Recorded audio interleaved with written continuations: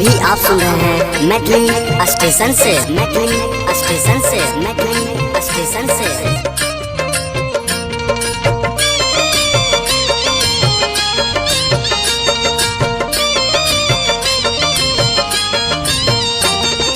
ए देवरू छठी घाट चल, ए देवरू छठी घाट चल, माथे दौरा उठाई के।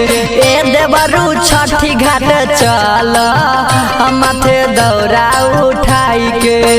दौरा उठाई के माथे दौरा उठाई के, दौरा उठा के माथे दौरा उठाई के। छेकली ह पहले घाट जाई के, अरे छेकली ह पहले घाट जाई के, माथे दौरा उठाई के।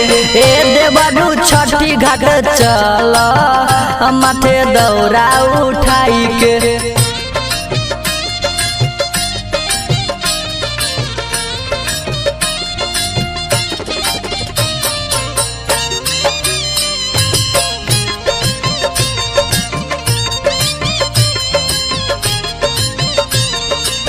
मनोरंजन फिल्म्स, पिथान बाजार, समस्तीपुर।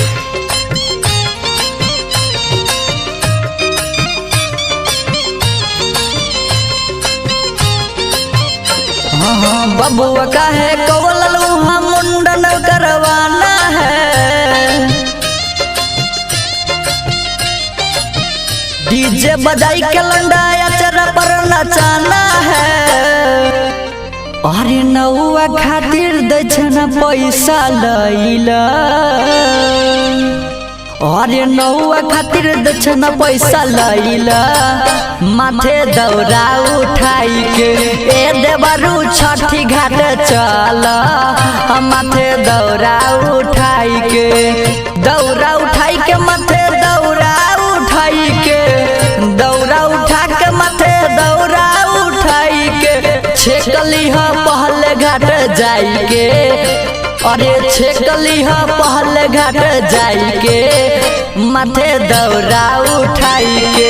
ए देवरू छठी घाट चल, माथे दौरा उठाई के।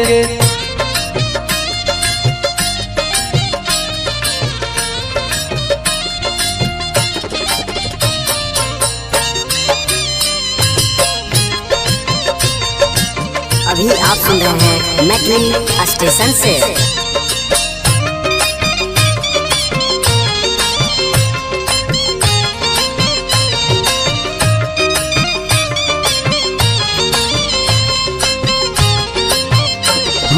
आगे आगे तुम चलो जी, पीछे से हम आते हैं।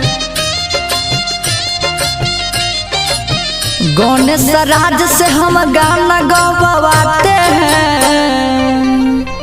राइटर प्यारे के संग कल, राइटर प्यारे के संग कल, माथे दौरा उठाई के। ए देवरू छठी घाट चल, माथे दौरा उठाई के।